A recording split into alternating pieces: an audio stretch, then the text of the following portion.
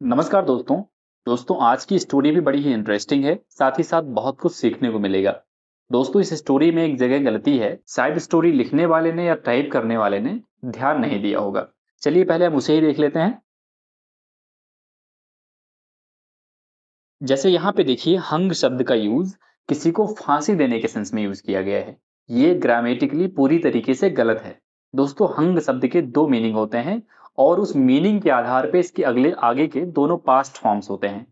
जब हैंग शब्द का यूज किसी वस्तु को लटकाने के सेंस में होता है तो वहां पे इसके आगे के फॉर्म्स होते हैं हंग। और जब इसी हैंग का यूज हम किसी व्यक्ति को फांसी पे लटकाने के सेंस में करते हैं तो वहां पे इसके आगे के पास्ट फॉर्म्स होते हैं हैंग्ड। कुल मिला के इस बात का सारांश ये है कि किसी वस्तु को लटकाने के सेंस में अगर आपने यूज किया है हैंग शब्द का यूज, तो अगर पास्ट में इसके पास्ट फॉर्म की जरूरत पड़े तो आप वहां पे हंग शब्द का यूज करेंगे। लेकिन अगर किसी व्यक्ति को फांसी पे लटकाने के सेंस में आपने इस हैंग शब्द का यूज किया है और वहां पे पास्ट फॉर्म की जरूरत पड़ रही है, सेंटेंस पास्ट का है, तो वहां पे आप हैंग्ड का यूज करेंगे, हंग का यूज बिल्कुल भी नहीं करेंगे। ये आप याद रखिएगा, आजकल के कॉम्पिटिटिव एग्जाम्स में ऐसे क्वेश्चंस खूब आते हैं। अब यहाँ उनको धन्यवाद बोलिए कि उन्होंने गलती की और उनकी गलती से आपने इतना इंपॉर्टेंट ग्रामर रूल सीखा। दोस्तों, इसके अलावा स्टोरी में यूज किए गए हम सभी इंपॉर्टेंट ग्रामर रूल्स को अच्छे से समझेंगे, सारे वर्ड्स का हिंदी मीनिंग जानेंगे। चलिए स्टोरी पढ़ना स्टार्ट करते हैं। स्टोरी का नाम है रियलाइजेशन। रियलाइजेशन का मतलब होता है एहसास या अनुभव। King Pratap Singh, Raja Pratap Singh, was था, फॉन्ड ऑफ शौकीन था, फ्लावर वेसेज, फ्लावर वेसेज का फूलदान का। वेस का मतलब होता है सजावटी बर्तन, मतलब ऐसा एक बर्तन जिसमें अक्सर फूलों को रखा जाता है सजावट के लिए। गमला यानी कि फ्लावर पॉट, और फ्लावर वेस में फर्क ये होता है कि फ्लावर वेस में हम कटे हुए फूलों को, पौधों को टहनियों के साथ रखते हैं कि वो थोड़ा देर तक ताजे बने रहेंगे, और गमले में यानी फ्लावर पॉट में हम जीवित पौधों को रखते हैं। ये इन दोनों में डिफरेंस है। तो फ्लावर वेसेस का वो शौकीन था। फॉन्ड ऑफ का मतलब होता है शौकीन, किसी के लिए शौकीन होना, किसी वस्तु के लिए, व्यक्ति के लिए शौकीन होना, तो उसको बोलते हैं फॉन्ड ऑफ। और जब इसका यूज शौकीन होने के सेंस में होता है तो वहां पे हमेशा ऑफ प्रीपोजिशन का यूज किया जाता है। इसके अलावा जब इसका यूज लगाव के सेंस में होता है तो वहां पे एडजेक्टिव फॉर्म ना यूज करके इसका नाउन फॉर्म यूज किया जाता है, और वहां पे फॉर प्रीपोजिशन का यूज किया जाता है। ये भी एग्जाम पॉइंट ऑफ व्यू से बहुत ही इंपॉर्टेंट है। मैं एग्जाम्पल से बता देता हूं आपको। पहला एग्जाम्पल देखिए, सी इज फॉन्ड ऑफ म्यूजिक, वो संगीत की शौकीन है। यहाँ पे शौकीन का सेंस लाना था, इसलिए इसका एडजेक्टिव फॉर्म यूज किया गया और ऑफ प्रीपोजिशन का यूज किया गया है। अगला सेंटेंस देखिए, सी हैज फॉन्डनेस, यानी उसके पास लगाव है, फॉर म्यूजिक, म्यूजिक के प्रति, संगीत के प्रति, यानी उसके पास संगीत के प्रति लगाव है। यहाँ पे देखिए फॉन्ड नहीं यूज किया गया, फॉन्डनेस का यूज किया गया, यानी नाउन का यूज किया गया। और जब नाउन फॉर्म का यूज किया जाएगा फॉन्ड के, तो वहां पे फॉर प्रीपोजिशन का यूज किया जाएगा। ये पॉइंट भी कॉम्पिटिटिव एग्जाम के पॉइंट ऑफ व्यू से बहुत ही इंपॉर्टेंट है। इसके अलावा भी फॉन्ट शब्द के बहुत सारे मतलब होते हैं। सेंटेंस के सेंस के हिसाब से इसका मीनिंग निकाला जाता है। जैसे बोलते हैं फॉन्ड मेमोरीज, फॉन्ड मेमोरीज का मतलब होता है सुखद यादें। बोलते हैं फॉन्ड फेयरवेल, फॉन्ड फेयरवेल का मतलब होता है सप्रेम विदाई। इसके अलावा फॉन्ड फीलिंग्स भी यूज किया जाता है। फॉन्ड फीलिंग्स का मतलब होता है स्नेहपूर्ण यादें। इसके अलावा फॉन्ड लुक का भी यूज करते हैं लोग, उसका मतलब होता है प्यार भरी निगाहें। अब आशा करता हूं ये सारे पॉइंट्स आपको क्लियर हो गए होंगे। अब आगे बढ़ते हैं। यहाँ पे देखिए फ्लावर वेसेज लिखा हुआ है, फ्लावर्स नहीं लिखा हुआ है। उसका रीजन ये है कि फ्लावर यहाँ पे एडजेक्टिव की तरह यूज हुआ है, तो इसलिए वेसेज में चाहे एक फ्लावर हो चाहे बहुत सारे फ्लावर्स हो, वहां पे फ्लावर वेसेज ही बोलेंगे, फ्लावर्स वेसेज नहीं बोलेंगे। आगे बढ़ते हैं।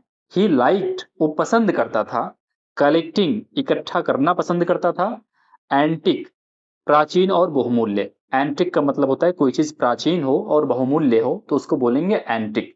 इसी तरह एक और वर्ड है ANTIC, एंटिक। एंटिक का मतलब होता है मजाक भरा शरारत या व्यवहार, तो उसको बोलते हैं एंटिक। और ये एंटिक का मतलब होता है कोई प्राचीन या बहुमूल्य चीज। तो वो पसंद करता था, क्या पसंद करता था? इकट्ठा करना पसंद करता था। एंटिक एंड एक्सक्लूसिव, एक्सक्लूसिव का मतलब होता है कोई एक प्रकार की, मतलब कोई ऐसी चीज जो अपने आप में एक प्रकार की हो, एक ही हो, तो उसको बोलेंगे एक्सक्लूसिव। जैसे न्यूज रिपोर्ट वगैरह में जब कोई देते हैं, कोई रिपोर्ट दिखाते हैं न्यूज पे, तो उसमें बोलते हैं ये एक्सक्लूसिव रिपोर्ट है। एक्सक्लूसिव रिपोर्ट का मतलब ये होता है कि वो रिपोर्ट सिर्फ उन्हीं के पास है, मतलब वो रिपोर्ट अपने आप में एक ही है, तो उसको बोलते हैं एक्सक्लूसिव रिपोर्ट, वो ऐसा वो दावा करते हैं। तो यहाँ पे देखिए, कलेक्टिंग एंटिक एंड एक्सक्लूसिव वेसेस, यानी उसको पसंद था इकट्ठा करना एंटिक बहुमूल्य और एक प्रकार की यानी विशेष प्रकार की वेसेस को इकट्ठा करना इन हिज कोर्ट, अपनी सभा में, कोर्ट का मतलब सभा। ही हैड 15 एक्सक्यूजाइट वेसेस, उसके पास 15 एक्सक्यूजाइट वेसेस थे। एक्सक्यूजाइट का मतलब होता है अति सुंदर, बहुत ही सुंदर, उसको बोलेंगे एक्सक्यूजाइट। ही हैड 15 एक्सक्यूजाइट वेसेस, उसके पास 15 अति सुंदर वेसेस थे, फूलदान थे। इन हिज पैलेस, उसके महल में। प्लेस का मतलब होता है जगह और पैलेस का मतलब होता है महल, ये शायद आपको पता होगा।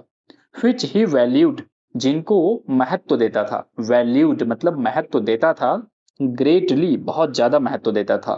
दे were the things of beauty, वो सुंदरता की चीजें थी, एंड एंटिक्स और प्राचीन चीजें थी, वो सुंदरता की और प्राचीन चीजें थी। ही हैड अपॉइंटेड, उसने अपॉइंट कर रखा था, नियुक्त कर रखा था।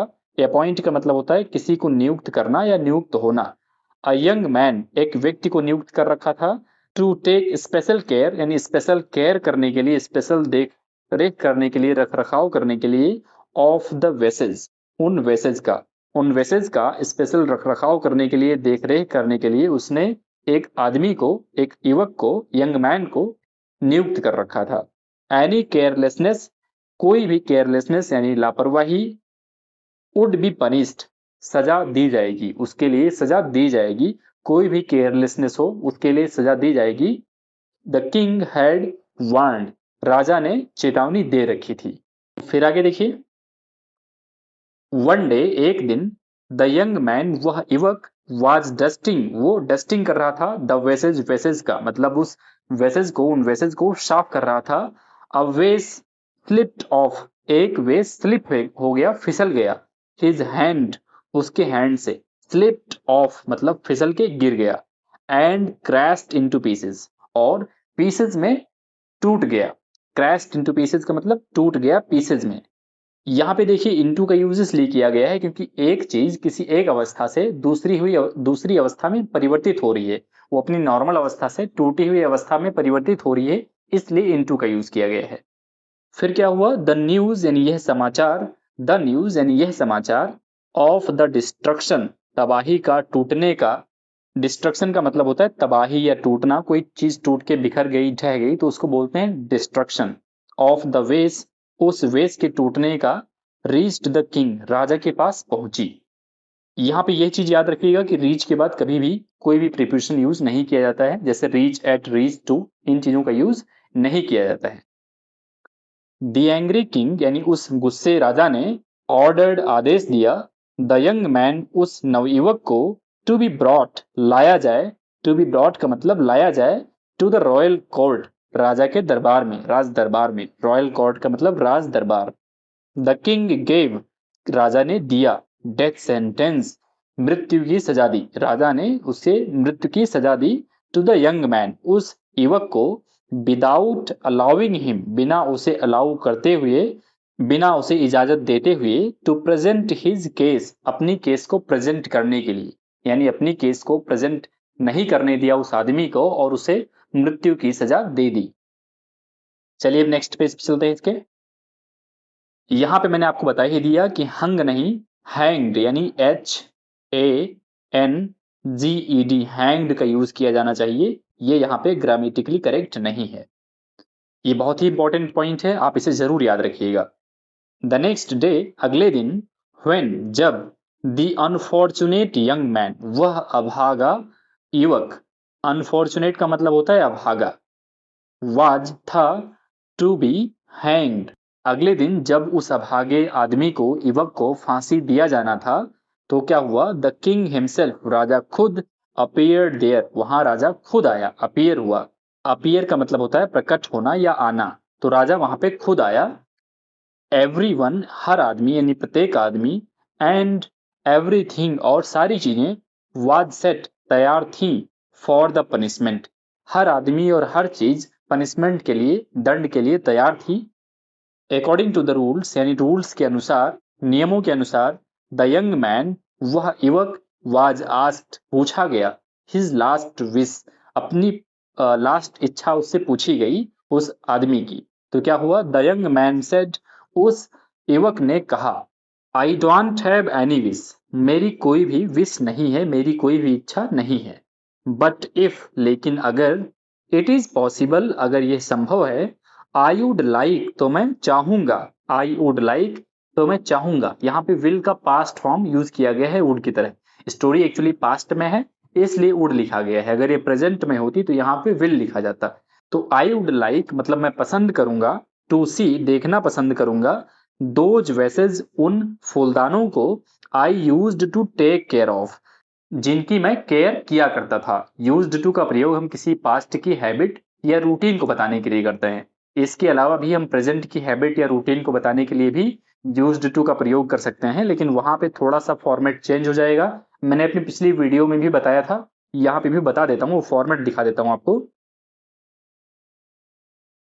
जैसे पहला फॉर्मेट देखिए, अगर सब्जेक्ट लिखा है फिर यूज्ड टू लिखा है, उसके बाद वर्ब की फर्स्ट फॉर्म लिखी है, तो मतलब वो पास्ट की हैबिट या रूटीन को दिखाएगा। और सब्जेक्ट लिखा है, इज एम आर में से कुछ लिखा है और यूज टू लिखा है, तो वहां पे हमेशा आपको वर्ब की आईएनजी वाला फॉर्म यूज करना है और ये पूरा सेंटेंस प्रेजेंट की किसी हैबिट या रूटीन को बताएगा। ये बहुत ही इंपॉर्टेंट पॉइंट है, बहुत ही लोग नहीं जानते हैं, आप इसे भी याद रखिएगा। चलिए जल्दी से फिर से स्टोरी में वापस चलते हैं।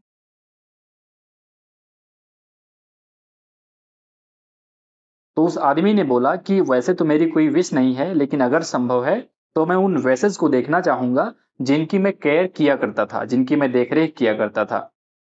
फिर क्या हुआ? द किंग सेंट, राजा ने भेज दिया। सेंड का मतलब होता है भेजना और सेंट उसका पास्ट फॉर्म है यानी भेज दिया। सम सोल्जर्स, कुछ सिपाहियों को, टू फेच, जाकर लाने के लिए। फेच का मतलब होता है कोई चीज जाकर लाना या पाना। द वेसेज यानी उन फूलदानों को। राजा ने अपने कुछ सिपाहियों को उन फूलदानों को लाने के लिए भेज दिया। व्हेन, जब, द वेसेज अराइव्ड, जब वो फूलदान आ गए, द किंग सेड, राजा ने कहा, लुक एट देम, इनको देख लो। It is the last time, ये लास्ट टाइम है, अंतिम समय है। यू विल बी लुकिंग, तुम देख रहे होगे, एट एनीथिंग, कुछ भी। मतलब जब वो बर्तन आ गए तो राजा ने कहा उस आदमी से कि देख लो, ये लास्ट टाइम है, अंतिम समय है जब तुम कुछ देख रहे होगे, आज के बाद तुम कुछ देख नहीं पाओगे। फिर उस आदमी ने क्या किया? द यंग मैन स्टेयर्ड, उस आदमी ने घूरा मतलब उन बर्तनों को बिना पलक झपकाए हुए देखा। देखने के एक्चुअली दोस्तों कई सारे वर्ड्स होते हैं, जैसे एक वर्ड है सी। सी का मतलब होता है नॉर्मल देखना, मतलब आपने अपनी आंख खोली और दिखने लगा तो आपने सी किया वहां पे। एक वर्ड होता है लुक। लुक का मतलब होता है थोड़ा ध्यान से देखना, मतलब इच्छा से देखना, आपने कुछ देखना चाहा, वो दिखा आपको तो आपने लुक किया। इसके अलावा एक वर्ड है वॉच। वॉच का मतलब होता है किसी चलती हुई चीज को देखना या किसी चीज का रख रखाव करना, तो उसको बोलते हैं वॉच करना। जैसे हम मूवीज वगैरह देखते हैं, फिल्म वगैरह देखते हैं, मूवीज का हिंदी मीनिंग होता है चलचित्र। चलचित्र मतलब उसमें चित्रें चल रही होती हैं, तो हम चलती हुई चित्रों को देखते हैं, इसलिए उसको बोलते हैं वॉच करना, मूवी को वॉच करते हैं। इसके अलावा स्टेयर शब्द है। स्टेयर शब्द का मतलब होता है किसी व्यक्ति या वस्तु को बिना पलके झपकाए हुए कुछ देर तक देखना, तो उसको बोलेंगे स्टेयर। इसी तरह एक और वर्ड है गेज। जीए जड़ी गेज। गेज का मतलब होता है प्यार या प्रशंसा की गहरी सोच में खोकर कोई चीज देखना, तो उसको बोलेंगे गेज। एक वर्ड है पियर, पी डबल ई आर, पियर। पियर का मतलब होता है झांकना या कोई चीज गौर से देखना। कई बार हम अपनी आंखें छोटी करके कोई चीज देखते हैं गौर से, तो उसको बोलेंगे पियर। और झलक के, एक झलक देखने के दो मीनिंग होते हैं, दो वर्ड्स होते हैं। एक ग्लांस होता है। ग्लांस में क्या होता है कि जब हम अपनी इच्छा से कोई चीज एक क्षण के लिए देखते हैं तो उसको बोलते हैं ग्लांस, लेकिन जब कोई चीज अपने आप अचानक हमें एक क्षण के लिए दिख जाए तो उसको बोलेंगे ग्लिम्स। ये ग्लांस और ग्लिम्स में फर्क है, ये भी आप याद रखिएगा। दोस्तों ये सारे पॉइंट्स कॉम्पिटिटिव एग्जाम के पॉइंट ऑफ व्यू से बहुत ही इंपॉर्टेंट है। आप में से बहुत सारे लोगों को शायद पता भी होगा, जिनको ना पता होगा आप याद रखिएगा, लिखने की जरूरत नहीं है, शायद मैं इतनी बार रिपीट ही कर दूंगा कि आपको ये कंप्लीटली अच्छे से याद हो जाएगा। तो यहाँ पे देखिए कौन सा वर्ड यूज किया गया है, स्टेयर यूज किया गया है। स्टेयर का मतलब किसी व्यक्ति या वस्तु को बिना पलकें झपकाए हुए कुछ देर, कुछ क्षण तक देखना, तो उसको बोलेंगे stare. The young man stared मतलब उस आदमी ने स्टेयर किया, बिना पलके झपकाए हुए देखा, एट द वेसेज, वेसेज को देखा, फॉर सम टाइम कुछ समय के लिए, देन तब, सडनली अचानक, ही स्नैच्ड अ स्टिक, उसने एक स्टिक को छीन लिया। स्नैच का मतलब होता है छीनना। ही स्नैच्ड अ स्टिक, उसने एक स्टिक छीन ली, फ्रॉम अ गार्ड्स हैंड्स, एक गार्ड के हाथों से, एक सुरक्षा गार्ड के हाथों से, एंड और in one Swift action, just a second, and in one Swift action, और एक ही झटके में, इन वन स्विफ्ट एक्शन का मतलब एक ही झटके में, ब्रोक तोड़ दिया, ऑल द 14 वेसल्स, सभी 14 वेसल्स को, सभी 14 फूलदानों को एक ही झटके में तोड़ दिया। ब्रोक वर्ड ये ब्रेक शब्द का सेकेंड फॉर्म है, और सेकेंड फॉर्म आपको पता होगा कि पास्ट इंडेफिनिट में ही यूज किया जाता है, मतलब ये सेंटेंस पास्ट इंडेफिनिट में है। आगे बढ़ते हैं। The king flew in raise, यहाँ पे देखिए राजा आग बबूला हो गया। फ्लो इनटू रेज का मतलब होता है आग बबूला हो जाना। यहाँ पे देखिए इन शब्द का यूज किया गया है, ये ग्रामेटिकली पूरी तरीके से सटीक नहीं है, क्योंकि जब किसी चीज का एक अवस्था से किसी दूसरी अवस्था में परिवर्तन होता है तो वहां पे हम इनटू का यूज करते हैं। जैसा कि कुछ देर पहले भी आपने देखा, द वेस वाज क्रैश्ड इनटू पीसेस, वहां पे चीज एक नॉर्मल अवस्था से टूटी हुई अवस्था में बिखर गई थी, इसलिए वहां पे इनटू का यूज किया गया था। उसी तरह यहां भी देखिए राजा एक अवस्था से यानी नॉर्मल अवस्था से आग बबूला हो गया, बहुत ही गुस्से में हो गया, तो एक अवस्था से दूसरी अवस्था में उसका परिवर्तन हो गया, इसलिए यहाँ पे इनटू का यूज ज्यादा सही है। तो क्या हुआ, the king flew in raise, यानी राजा आग बबूला हो गया। फ्लीव शब्द फ्लो का सेकेंड फॉर्म है। एंड स्क्रीम्ड और चिल्लाया, यानी राजा आग बबूला हो गया और चिल्लाया, व्हाट हैव यू डन, तुमने क्या कर दिया, यू डेविल, तुम राक्षस। यहाँ पे देखिए डेविल शब्द का यूज किया गया। डेविल वैसे तो डेमन का सिनोनिम है।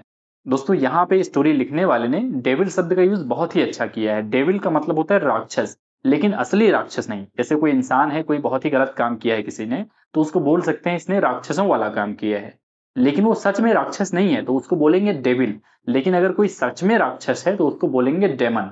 डेमन और डेविल में ये बहुत ही इंपॉर्टेंट फर्क है। चलिए आगे बढ़ते हैं। The young man calmly replied, उस युवक ने शांतिपूर्वक रिप्लाई दिया, जवाब दिया, आई डिड, मैंने किया है, what I should have done, मुझे जो करना चाहिए था, टू सेव 14 लाइव्स, 14 जीवन बचाने के लिए। लाइफ शब्द का जब प्लूरल बनाते हैं तो उसको लाइव्स बोलते हैं। और यहाँ पे भी एक ग्रामर रूल का यूज किया गया है, शुड हैव प्लस वर्ब की third form. Should have plus verb की थर्ड फॉर्म का यूज हम तब करते हैं जब हमें सेंटेंस में सेंस लाना होता है, कोई काम करना चाहिए था। जैसे मुझे चले जाना चाहिए था, आई शुड हैव गॉन, मुझे चले जाना चाहिए था। उसी तरह यहाँ भी यूज हुआ है, I should have done to save 14 lives, मुझे 14 जीवन को बचाने के लिए जो करना चाहिए था वही मैंने किया है। उस आदमी ने ऐसा जवाब दिया। हाउ, कैसे, द किंग अटर्ड, राजा ने कहा। अटर से का सिनोनिम है, मतलब किंग सेड, राजा ने कहा। आफ्टर ही वाज, जब वो हो गया, जब वो था, अ बिट कूल्ड डाउन, जब वो थोड़ा ठंडा हो गया, थोड़ा शांत हो गया, तब उसने बोला कि कैसे, कैसे तुमने 14 जीवन बचाने के लिए किया है। फिर उसने जवाब दिया, उस आदमी ने जवाब दिया, द वन वेस, वह वेस, आई ब्रोक, जो मैंने तोड़ा था, गॉट मी डेथ सेंटेंस, वो मेरे लिए मृत्यु की सजा लेकर आया। मतलब वह वेस, एक फूलदान जो मैंने तोड़ा, वो मेरे लिए मृत्यु की सजा लेके आया।